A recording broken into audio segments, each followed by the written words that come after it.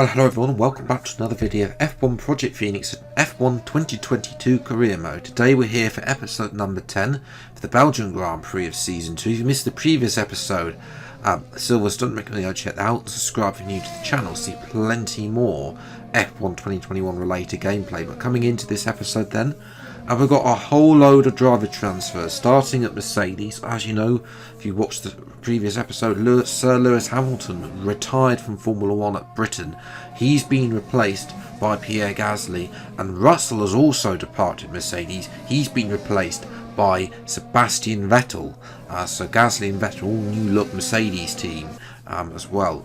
Red Bull have decided to kick out Sergio Perez despite his second place podium at Silverstone. He's been replaced by race winner already this season, Alex Albon, who's back in the Red Bull. And it's not just Red Bull as well, because AlphaTauri have a brand new lineup with Gasly departing to Mercedes. They also decided to fire Yuki Tsunoda after his run of Formula 1. He also did well at Silverstone. Coming in instead are Liam Lawson and Dennis Hauger, both of them impressing in Formula 2 and therefore earning a bit of right to use that early call-up, some people have said, to Formula 1. Ferrari have also a new driver alignment. I have replaced Carlos Sainz after Sainz's unlucky form. The Scuderia felt that they wanted a more consistent driver, as well as able to work with the team and get the best out of the car as well. So I'll be alongside Leclerc, who still there. So Leclerc is still second in the championship despite a poor recent run of results. So we'll see if we can take this Ferrari forwards now and challenge the likes of Red Bull and Mercedes. Sainz has moved to Alpine. It was actually a shock announcement that Fernando Alonso has retired as well, along with Lewis Hamilton. He's moved upstairs to take the role that was previously held by Alain Prost at Alpine. And Sainz, of course, comes in as the natural step up, the next person to lead Alpine forwards as well. George Russell has moved to Aston Martin, taking the vacant seat of Sebastian Vettel. So he'll be looking to capture some of that early season form in the opening races he had, where, remember, he won in Bahrain. But that Mercedes form meant that, they decided to dispense with him.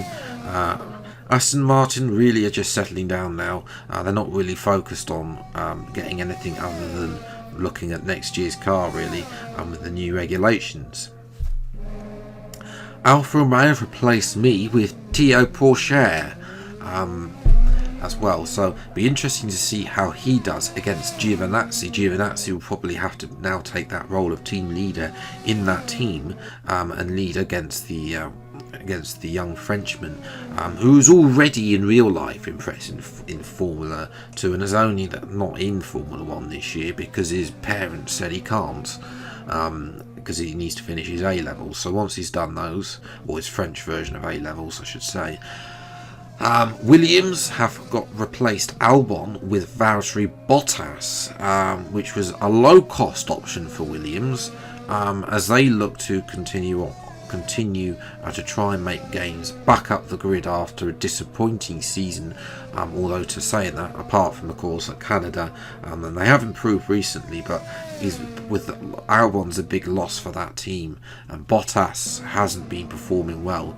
And Maserati Andretti, of course, replaced Bottas with Colton Herta, who you might recall crashed out of the United States Grand Prix as home race. So he's come in to take back part in the remaining part of the season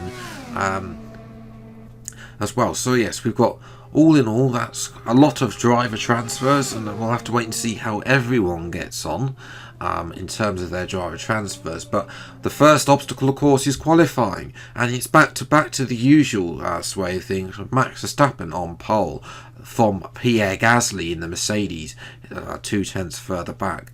Lando Norris starts P3 ahead of Daniel Ricciardo and all McLaren Road 2. He starts up in 4th position.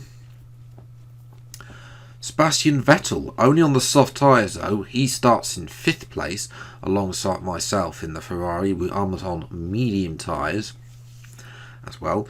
Alex Albon is only 7th, still getting to grips with that Red Bull. Charles Leclerc, disappointing from him. He's also on the soft tyre as well, which is going to struggle. Dennis Hauger, great job in the AlphaTauri. He starts in 9th place, and Carlos Sainz crashed in Q3, so he registered no time. Both will start on the soft tyres though. Outside the top 10, we've got George Russell for Aston Martin, and Theo Pourchaire in his first race in F1. A great job to qualify 12th. Liam Lawson starts 13th, ahead of Lance Stroll, who's 14th place. Another disappointing qualifying from the Canadian there.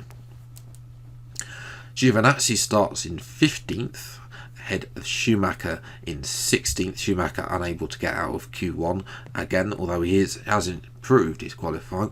Bottas out-qualifies Piastri, all Williams row 9. They're looking to move up the grid in terms of their qualifying performances. And on the back row of the grid, it's Colton Herta and Esteban Ocon who starts last with a penalty. Now it's time for the race, today's Belgium Grand Prix.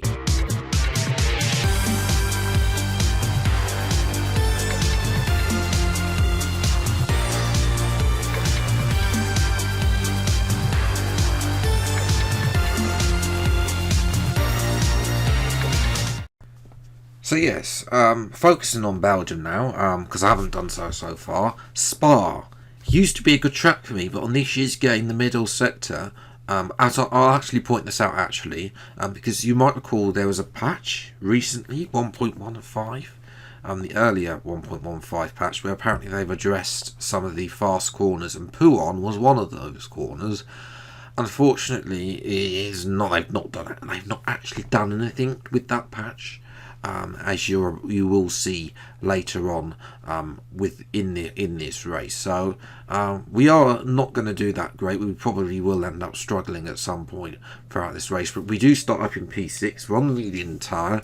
Well, this race is going to be a little bit of an unknown, because obviously getting used to the Ferrari, seeing its strengths, its weaknesses, obviously we'll be feeding back, because the Italian Grand Prix is the next Grand Prix, and obviously for the Tifosi, we want to perform well there.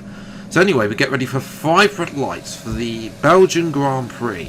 Lights out and away we go, and it's a good start, a lot better than Vettel on the soft tyres. Can we can we dive down the inside of Ricciardo? Oh, we're going to take a little bit of avoiding action there, because they were slow. Gasly and Norris into turn 1. We'll get a replay of this as well. So, they were just so slow, they just backed off. I just dived it to the right. There was space on the right of Norris there, and we're up to P2. It's a very good start. We've got Norris and Gasly behind us. It's Norris actually who's made up into P3. He tries to go on the outside. We're going to leave him the space, but then we'll pinched into the inside. We'll then be able to cut and cross and retain P2 as the two Mercedes drivers there. But look at this.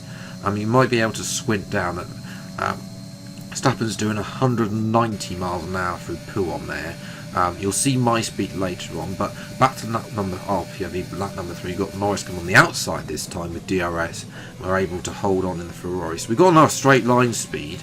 I think it's during the corners. You'll notice my speed on the bottom left. I'm only able to do at best 178 miles an hour. So there's a 15 mile. Verstappen's able to do 15 mile an hour more through Pouon.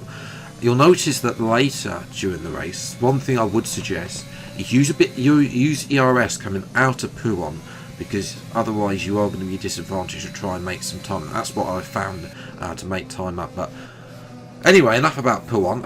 Coming into the pits now is Sebastian Vettel and Charles Leclerc. Both of them start on the soft tyres, and both are fitting another set of soft tyres. It is a 2-stop race for them, so this is going to be interesting. We're going to have 1 stop. We're going to jump back to lap 9. Not a lot happening, unfortunately. As well, you can see that the tyre wear is it's worse than the it's worse than the Alfa Romeo tyre wear. So that might be an upgrade that we add to our list for Monza. So 64% on the front left there as well. A little bit of a worrying sign that the tyre wear is that high as well. So we might need a tyre wear upgrade as well. 2.7 second stop though, that's very good from the Scuderia guys. Puts us out ahead. Norris is yet to yet to stop. Is that going to be enough to put us out ahead of the Williams that's coming out here? I think it is Piastri. Looking at the helmet going past. No, but we are going to have DRS down the Camel Straight, so we can't get him before Eau Rouge, but can we get him after Eau Rouge? Down the Camel Straight with DRS, ERS flowing. We would love to have a rich mix, but we don't have it. And up to back up to P3 as well. And here's Lando. Lando did try the overcut, which would have been successful. We go around the outside. Might have, in hindsight, we should have waited actually and got DRS on him, because he's going to now be close, and this is going to be a drag race between the Ferrari and the McLaren down the Kemmel Straight to see if he can get the first name off first in the corner. He has got a little bit of front wing damage on that front left side though, Norris, but already it's bad for Vettel and Leclerc. You can see there that they're behind. That's Ricciardo, that McLaren. So they've joined the back of our group, but they've got to make another pit stop, because they're both doing a two-stop, and by the time they pitted, they're way behind. In actual fact, the new 7th place man is this person, Liam Lawson, on his debut, the New Zealander, is in 7th, and in 8th place is Theo Pourchaire on his debut for Alfa Romeo. So great job by those two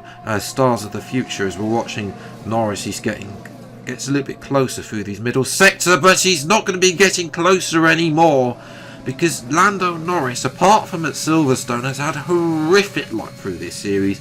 He is out of the race. Gasly wasn't any challenge, and we're going to cut to the last. We've cut to the last lap now. Verstappen, comfortable win, unfortunately. We have no answer to the Dutchman in the Red Bull driver. We did set a purple final sector there, I should point out, but nevertheless it's not enough, and we have to settle for P2 in today's race. Verstappen not 1.1 seconds a lap faster, most of that through the middle sector. We were fast in the final sector, so there's work to be done back at Maranello. Gasly, I feel he'd be a little bit disappointed, because he was only 2/10 off Verstappen during the qualifying as well, but he comes to P3. Albon got a lot to learn, P4. Ricciardo disappointed with P5. Lawson and Pourchaire will be happy with their first points, as with Russell as well, his first points for Aston Martin on debut. Vettel only 9th, Leclerc 12th as well, and then obviously Hauger and Sainz, who were the other two stoppers, really didn't have a chance at getting back in. As I say, the one stop really ruled okay, and then Norris, unfortunate to retire. I mean, he has had a very good season, Norris, but reliability has cost him several points positions, and he's now slipped to P7 in the standings.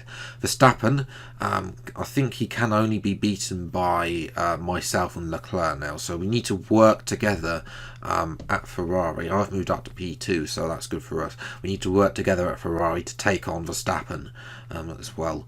Ricciardo jumps Norris, and then that's pretty much the only changes in the top 12 of the drivers' standings. In terms of the constructors, I've drawn level with Mercedes, but with a point behind. McLaren are 10 points further back, but Red Bull are 45 points in front. So they're a long way behind. Williams don't score, but AlphaTauri and Aston Martin all do, so they gain points on Williams, so that might be a little bit of a battle in the lower parts of the Constructors' Championship for these remaining rounds. But anyway, if you have enjoyed this episode, then leave a like, subscribe to the channel, and you see plenty more F1 Project Phoenix videos as when they come out. Until the next video then, I'll see you next time. Take care, thanks so much for watching, enjoy your day, and goodbye.